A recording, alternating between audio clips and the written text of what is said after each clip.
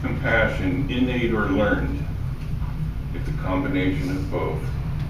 Thank you for being here today. Hope you have a nice afternoon.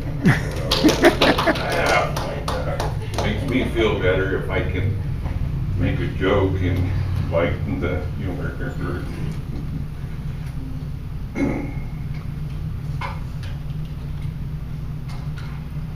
The essence of compassion is a desire to alleviate the suffering of others and to promote their well-being. This is the spiritual principle from which all other positive inner values emerge. That was a quote from the Dalai Lama. And so the question of this talk is compassion innate or learned? And yes, it is kind of a combination of both.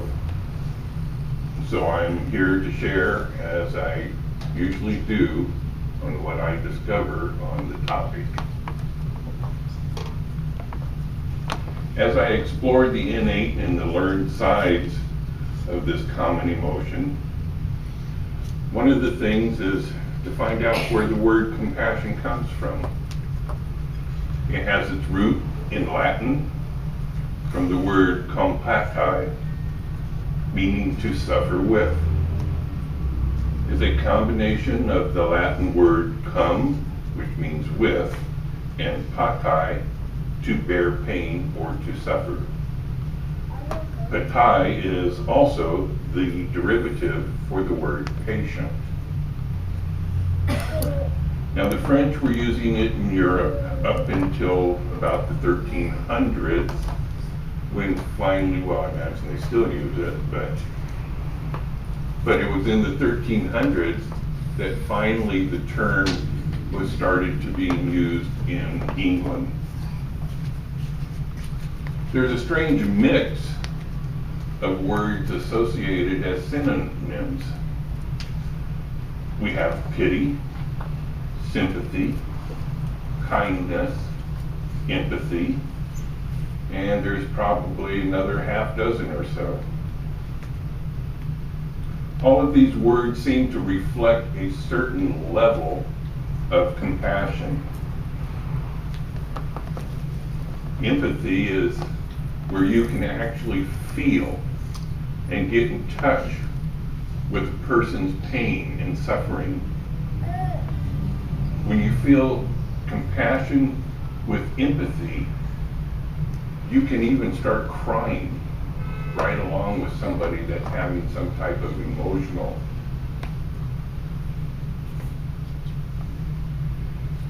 There's also pity. I never really understood the term, I don't want your pity. It sounds like it's almost supposed to be mean or bad.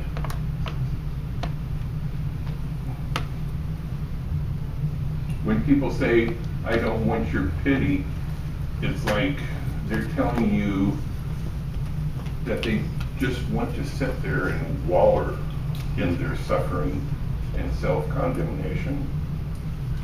The primary source of my information on this talk comes from a book called Radical Compassion. It's a collection of different stories from different authors' books.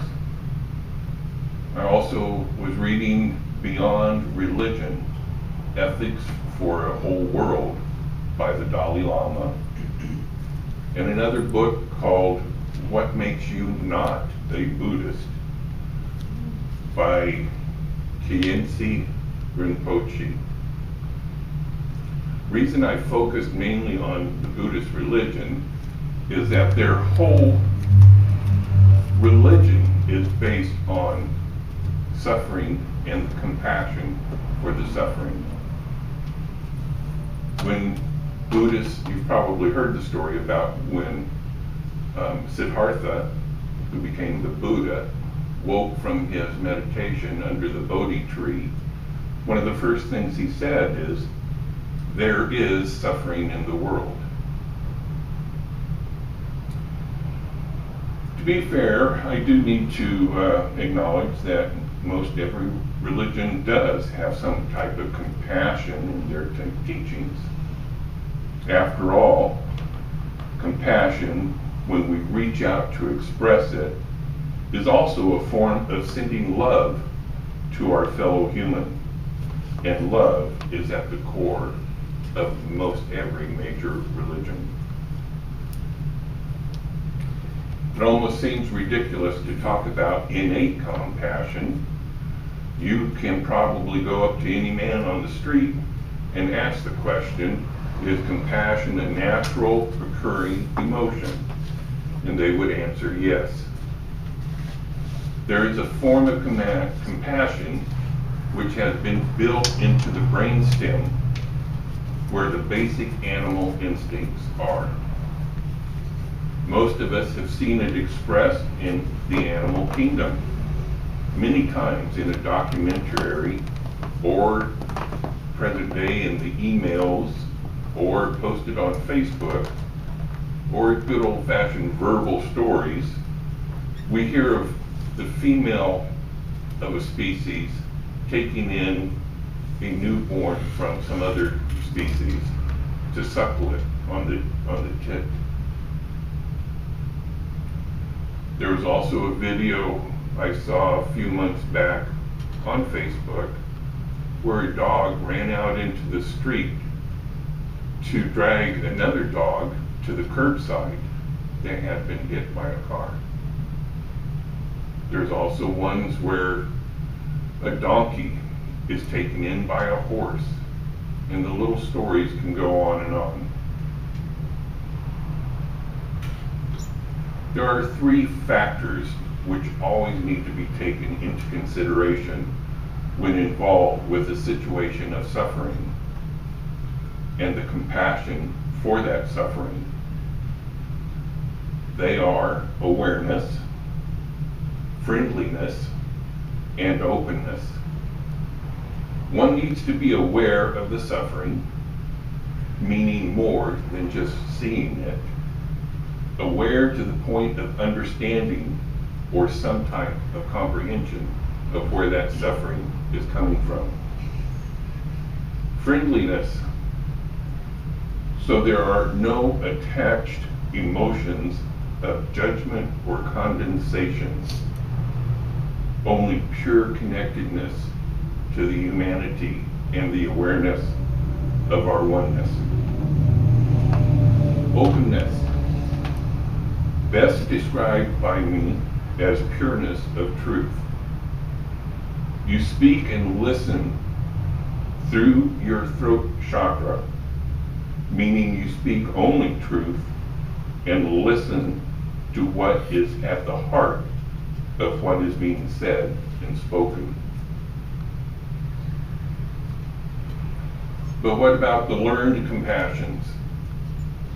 These have been established within our psyche by our society, be it family, community, or culture, with pressures from the different groups within our society telling us what or how we should be acting for those different degrees of suffering. There seems to be a variety of ways on how we react to different sufferings of our fellow human. There's the pre-packaged compassion. If we are uncomfortable with the suffering of someone, we go to a ready-made compassion we have created. It's to mask our own fear and unease. We have armed ourselves with simplistic advice and ready-made strategies and relying on formulas we have created rather than the awareness of the current situation. There's manipulative compassion. This comes into play for some people when they are so determined to help that they ignore the objections of the people they claim to be helping. In fact, once their compassion kicks in, they hardly even acknowledge another's existence. They are like compassion bulldozers, more invested in the project of helping than on who is being helped. With manipulative compassion, there are often strings attached, and those who do the bulldozing, they tend to be offended once the compassion is given if it isn't fully appreciated. So they are seeking praise for their effort, not just trying to help someone. There's credentialed compassion. We gain this credential by making use of other people's misfortunes in order to bolster our own personal identity. We are attached to the idea of being a compassionate person, and we thrive on helping people. We scour our territory in search of a place to show how compassionate we truly are. After all, that is what we are known for. In this case, our own image is what really matters most. We want to be knights in shining armor, when really we are more like compassion vampires, seeking those in states of suffering so we can feed off them to fulfill our need of praise for self-gratification. See how humane I am. After all, each person saved by our compassion is like a notch on our pistol grip, a plus mark on our reputation, another medal to pin on our chest. Something which I have noticed in the medical field from the doctors. It's a keep them alive at all costs, no matter what mentality. Guilt-based compassion. Guilt-based compassion comes when we have bought into a theory of how we should feel. Yet what we really feel doesn't coincide with some preconceived idea. This most likely comes into play when dealing with someone while we are having troubles of our own. If someone is dying, for instance, who has been suffering with a long-term illness, we know there is compassion we should be feeling. However, we might be annoyed that we are going to have to take care of a lot due to a flaky relative who is ignoring their own family obligations. How about the heavy-handed compassion? This is when we or someone takes it to the next level above the manipulative compassionate. The heavy-handed compassion person will try to manipulate the entire atmosphere and tone of the environment, most often seen at funerals or wakes. The heavy-handed compassionate are taking the incident so seriously that they take themselves very seriously. Eventually, we or they become completely caught up in their self-importance. They are so attached to solemn atmosphere that they have established that they are insulted if there is the slightest disturbance. Things such as freshness, spontaneity, humor, lack, or pretension are flaws according to their point of view. Chogyam Rinpoche, in his book, The Open Way,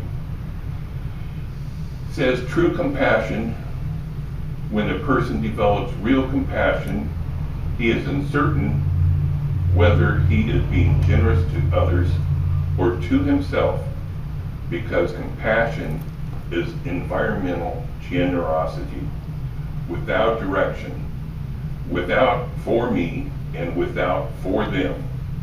It is filled with joy, spontaneously existing joy, constant joy in the sense of trust, in the sense that joy contains tremendous wealth and richness. Without compassion for oneself, without a sense of one's own goodness and value, it is hard to develop the confidence to engage effectively with the world.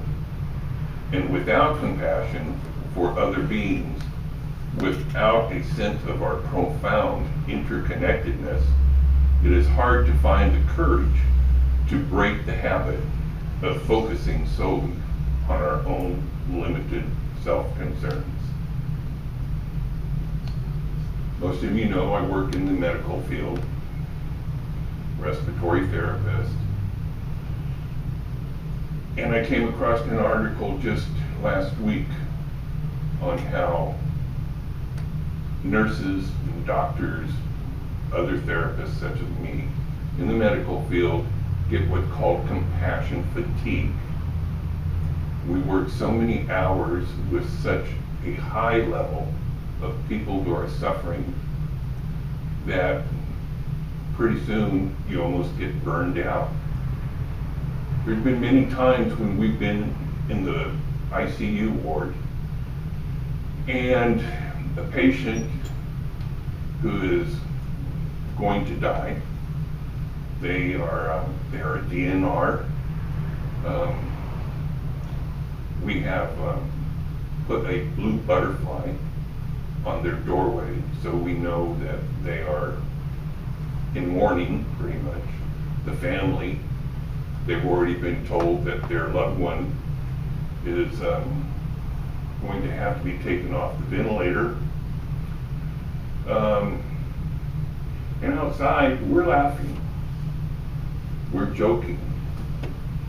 The medical staff, we know what's going on in that room, but yet we can't help but break our tension sometimes. It's that compassion fatigue. And so we lose it, and then we get told later that, you know, so-and-so complained because they're, you know, you didn't show them respect. So, I guess that's all I wanted to say. I know Dr. Fonda used to say how much compassion I had. She used to say, "You're about the most compassionate person I've known."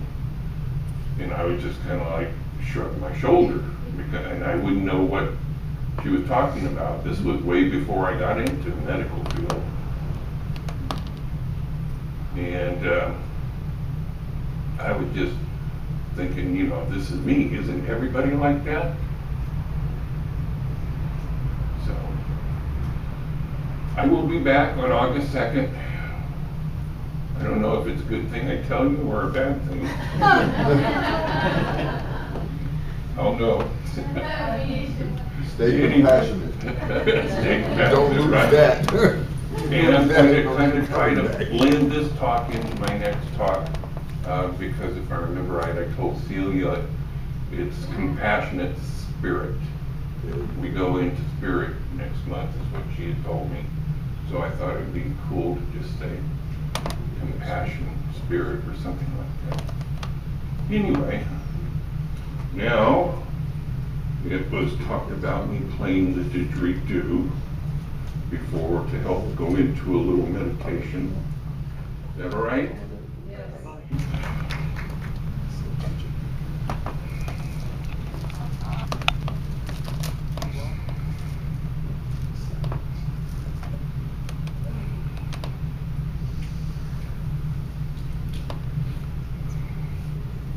Mm-hmm.